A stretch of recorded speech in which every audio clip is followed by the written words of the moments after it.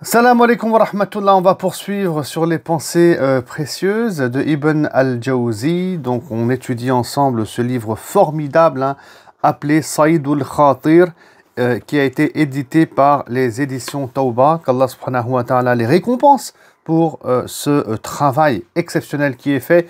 Et bien sûr, on vous incite et on vous invite à acheter ce livre. Franchement, c'est un trésor. Donc, on va nous commenter, Inch'Allah Ta'ala, les pensées de Ibn al-Jawzi. Et avant de rentrer dans le vif du sujet, je rappelle que tous ceux et toutes celles qui le souhaitent peuvent suivre des cours déjà enregistrés sur YouTube que je propose. Pour ça, il faut juste s'abonner et souscrire à la chaîne. Donc, il y a 3 niveaux de cours et le niveau 1, il est vraiment consacré à la vie du prophète Mohammed sallallahu alayhi wa sallam, thématique dans laquelle je suis spécialisé, expert depuis près de 20 ans. Vous allez trouver 70 heures de cours à peu près avec des enseignements spirituels contemporains, des cartes. Et franchement, pour celui qui va apprendre vraiment la sira du prophète sallallahu alayhi wa sallam et cheminer vers Allah, là on est sur quelque chose vraiment de consistant. Je voudrais aussi remercier ici tous ceux et toutes celles qui me soutiennent sur Tipeee. Qu'Allah subhanahu wa ta'ala vous récompense d'une grande récompense et d'une belle récompense, parce que vraiment c'est un soutien qui est super important, qui va m'aider à me développer sereinement à travers mes activités. Amin. Alors aujourd'hui, on va parler de la relation avec la dunya, la relation avec ce bas monde. Donc on va lire comme d'habitude les propos de Ibn al-Jawzi. Et donc le titre c'est « Ce bas monde n'est qu'une jouissance trompeuse. Quiconque réfléchit aux conséquences des choses d'ici-bas prend ses précautions. De même que l'homme conscient de la longueur du chemin se prépare au voyage. Que ta conduite est étrange, ô toi qui connais avec certitude une chose, et puis l'oublie. Toi qui, convaincu du danger d'une situation, t'y jettes aveuglément. Toi qui crains les hommes, alors qu'Allah est plus en droit que tu le craignes. Donc ça, c'est des belles paroles qui nous mettent, on va dire, les choses à leur place par rapport à la dunya. La dunya, c'est le monde dans lequel on vit actuellement. Et donc, il dit que quand tu sais les conséquences qu'il y a dans l'au-delà, par rapport aux actes que tu fais, qu'ils soient donc des actes de bien ou des actes de mal. Ici, c'est les actes de mal qui vont nous inquiéter parce que on peut être châtié par Allah subhanahu wa ta'ala. Il dit que normalement, tu es censé prendre tes précautions. D'accord? Donc, tu vas t'armer. Genre, tu vas fortifier ta foi, tu vas la développer, tu vas faire la salat, tu vas invoquer Allah, tu vas lire le Coran, tu vas étudier ta religion, etc. Donc, on va prendre nos précautions quand même. D'accord? On va mettre en place des stratégies pour pas tomber dans les actes blâmables, car on sait qu'Allah va nous ressusciter et qu'il y a des conséquences. Et il dit, c'est comme celui qui veut voyager. Il fait un long chemin dans le désert, il va pas y aller comme ça. Il a mis en place des stratégies, il s'est préparé, d'accord? Parce que voilà, s'il le fait mal, les conséquences, c'est qu'il meurt. Comme les conséquences de celui qui fait des péchés, eh ben écoutez, ça va être l'enfer. Alors qu'est-ce qu'il dit après? Il dit que ta conduite est étrange, bon, genre que toi, en tant qu'être humain, au final, tu es assez étrange et bizarre, parce que, ô toi qui connais avec certitude une chose, et puis l'oublie. Ouais, c'est-à-dire que tu es certain, tu sais de par ta foi, que tu as, d'ailleurs dès la naissance, parce qu'on est musulman, c'est les parents qui font de nous ce qu'on devient après, juifs, chrétiens, athées, etc. Il dit, en fait, c'est étrange quelque part si on y réfléchit, parce qu'au fond de nous, on sait très bien que Dieu, il existe.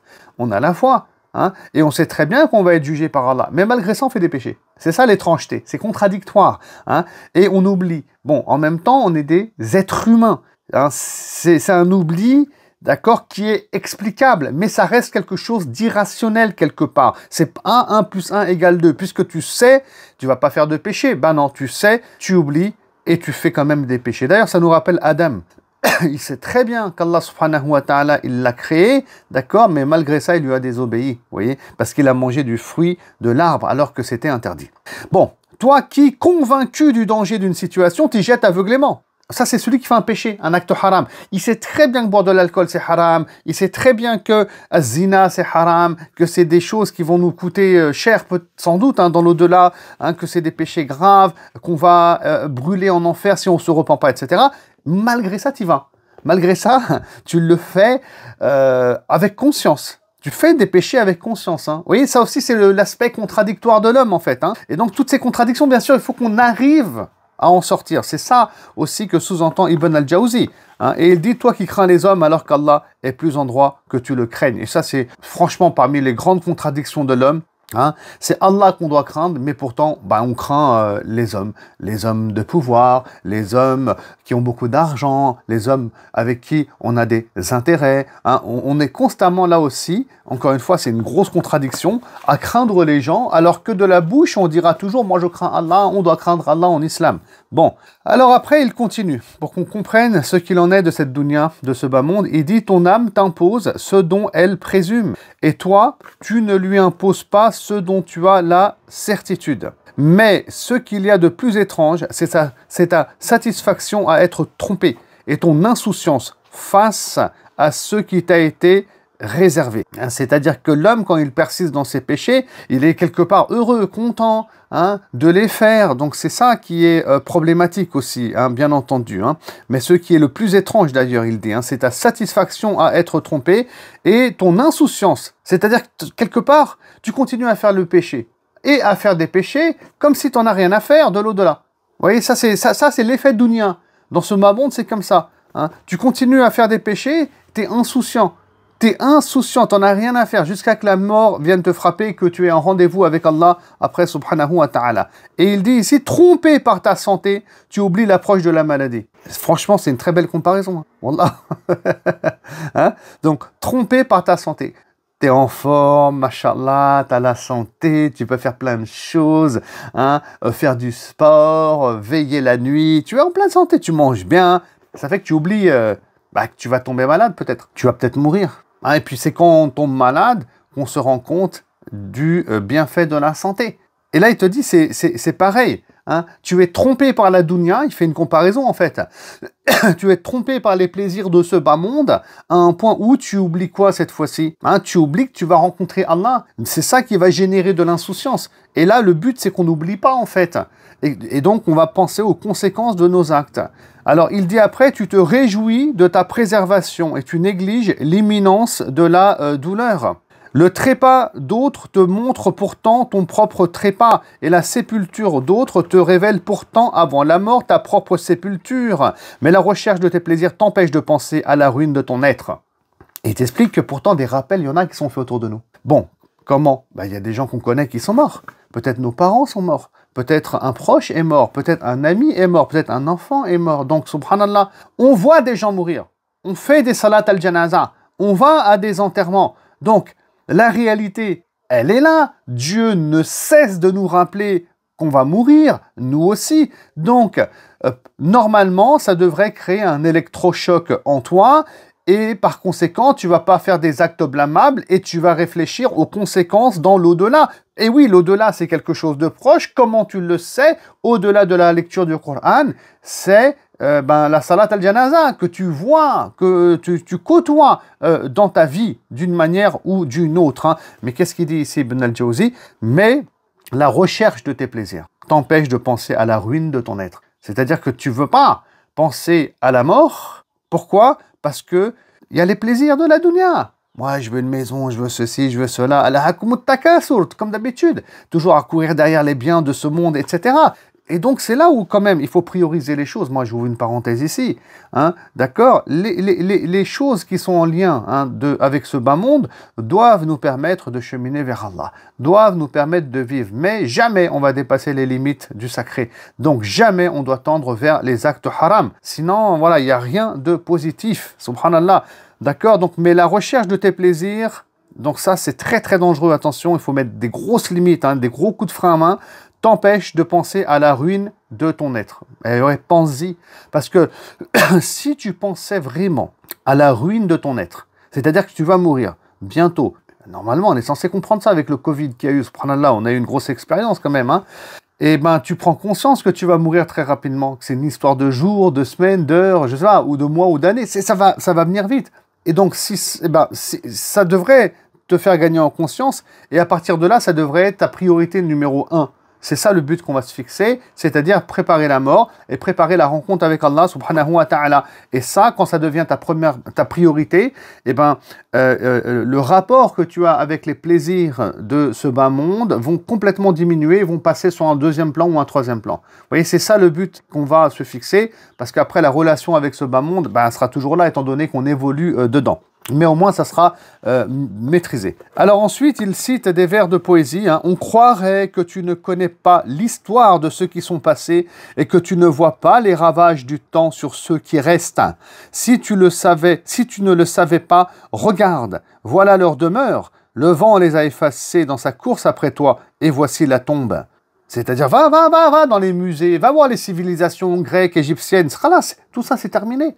C'est fini. Les gens, ils sont morts. Donc tu vas mourir aussi. Arrête de faire des péchés. Arrête d'être dans le haram. Arrête d'aimer autant la dunya. Tu vas mourir. Tu vas être en rendez-vous avec Allah. Tu vas devoir rendre des comptes. Il y aura des conséquences. Il n'y a rien qui va durer sur le temps, en fait. Donc ça, on le sait, mais on oublie. Encore une fois, pour reprendre les mots de Ibn al-Jawzi. On le sait, mais on oublie. On le sait, la contradiction de l'homme. Si on vit le Coran, comme le prophète sallallahu alayhi wa sallam, cette contradiction va disparaître. Et il continue, combien d'hommes de haute condition ne sont descendus dans leur tombe que lorsqu'on les en a fait descendre, hein, et combien de propriétaires de palais les ont laissés à leur ennemi lorsqu'on les a destitués. Subhanallah. Il y a des gens, ils sont riches, puissants, ils ne veulent pas mourir. Hein, ils vont amener les meilleurs médecins du monde, se soigner, les meilleurs hôpitaux du monde. Mais tu vas mourir quand même. Tu peux faire ce que tu veux, avoir l'argent que tu veux, les biens que tu veux. Tu veux pas mourir même. Tu vas quand même descendre dans ta tombe. Il y a des gens aujourd'hui, ils investissent des millions pour rester jeunes, pour pas mourir. Tu vas mourir, tu vas aller dans ta tombe. Il n'y a rien à faire en fait. Hein.